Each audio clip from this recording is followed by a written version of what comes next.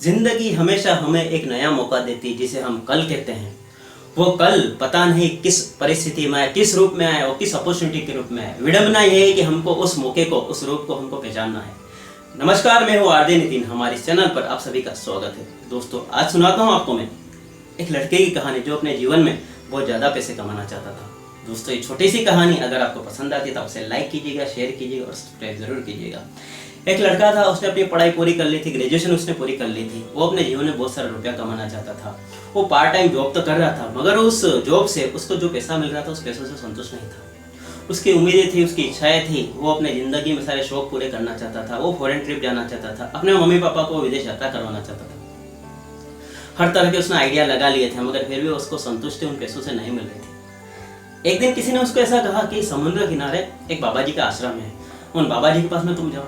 बाबा जी हो सकता है तुमको तुम्हारे इस प्रॉब्लम का तुमको सॉल्यूशन दे दे। उस लड़के ने सोचा कि इतने सारे तो मैंने आइडिया लगा दी, इतने सारी मैंने जद्दोजहद तो कर ली, क्यों नहीं इसको भी किया जाए। नया नया जोश था, तो वो लड़का गया और उसने अपनी यात्रा पूरी की। और यात्रा पूरी कर वो समुद्र के किनारे जो बाबा जी का आश्रम था, बाबा जी का आश्रम में बाबा जी के पास में गया और बाबा जी को जाके कहने लगा कि बाबा जी आपकी जय हो, मेरी लाइफ में ये प्रॉब्लम है। मैं अपनी लाइफ में जॉब तो कर रहा हूँ, मैंने पढ़ाई भी पूरी कर ली है, मगर जो जॉब कर रहा हूँ, जो पार्ट टाइम काम कर रहा हूँ, उस काम से मुझे जो पैसा मिला उस पैसे से मैं संतुष्ट नहीं हूँ।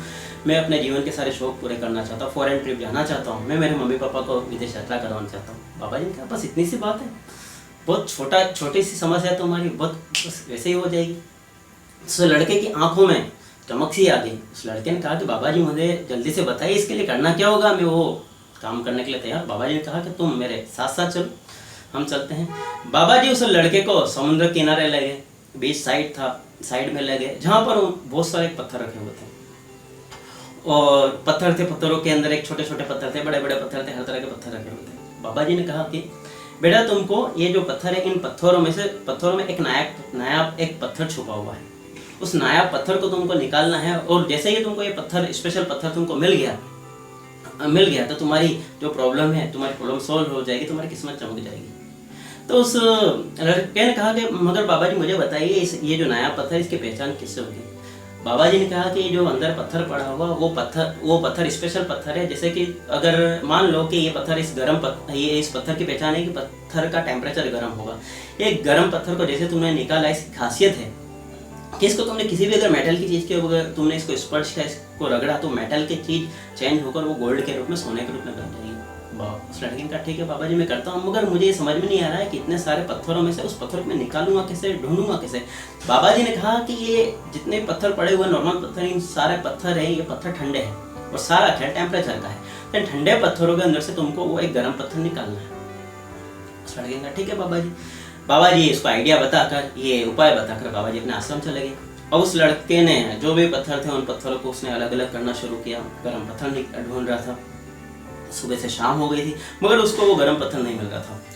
वापस दूसरे दिन वो लड़का वापस समुद्र किनारे आया, वही करने लगा कि जितने पत्थर थे उन पत्थरों को साइड में करने लगा, गर्म पत्थर ढूंढने लगा, इधर उधर करने लगा। हो गया था, करते करते करते बहुत सारे दिन हो गए थे, मगर फिर भी उस लड़के को गर्म पत्थर नहीं मिल रहा था। और उस लड़के को दिमाग में एक आइडिया आया। उस लड़के ने सोचा कि वैसे ही मुझे गर्म पत्थर निकालना है, तो और इन पत्थरों को साइड में मुझे करना है। तो जितने भी ठंडे पत्थर थे उन पत्थरों को उठाकर समुद्र में फेंकने लगा, फिर उठाकर समुद्र में फेंकने लगा। ये रेगुलर चलने लगा। एक तरह से कहा जाए तो इसका जॉब बन गया था, रोज की रूटीन थी। एक दिन लड़का सुबह सुबह आया समुद्र किनारे और वापस से उन पत्थरों को उठाता और फेंकने लगा समुद्र में, वापस से उठाता और समुद्र में फेंकने लगा, फिर वापस से उठाता और समुद्र में फेंकने लगा। उसने जैसे ही एक पत्थर को उठाकर समुद्र में फेंका, उसको तुरंत एक सेकंड में रियलाइज हुआ कि अरे मुझे जो ये पत्थर मैंने हाथ में उठा दिया था हल्का सा कुछ गर्म था, मैंने इसको फेंक दिया है। तो दोस्तों, हमारे लाइफ में भी यही होता है कि हमारे जीवन में अगर कोई मौका आता है, कोई परिस्थिति आती है, तो हम उसको जज नहीं कर पाते, क्योंकि यह किसी न किसी चुनौती के रूप में हमारे जीवन में आती है। तो जीवन में मौका आता है, वक्त आता है, किसी न किसी चुनौती के रूप में आएगा। बस हमको अलर्ट रहकर उसको देखना है, और इसी अलर्टनेस से ही हम हमारे जीवन में हम रुपया कमा सकते हैं। यह मौका, यह अपॉर्चुनिटी किसी न किसी रूप में जरूर आएगी। बस यही कहना चाहता हूँ कि आज जितने बच्चे कॉम्पिटिटिव एग्जाम दे रहे हैं, एग्जाम की तैयारी कर रहे हैं, तो ये जो वक्त है वो वक्त उनके लिए एकदम सही है। इस सही वक्त के मौके पर अगर उन्होंने चौका मार लिया तो उनकी लाइफ सुधर जाएगी। और इसी से हर इंसान मौके को तलाश कर अपने जीवन में ज़्यादा रुपये कमा सकता है। तो दोस्तों, अंत में बस यही कहना चाहता हूँ कि मौके को तलाशो, वक्त की पहचान करो, इस वक्त का सही यूज़ किया तो हम लोग आगे बढ़ सकते हैं। मिलते हैं दोस्तों फिर हम एक नई स्टोरी के साथ में, तब तक के लिए थैंक यू, धन्यवाद, बाय बाय, जय हिंद।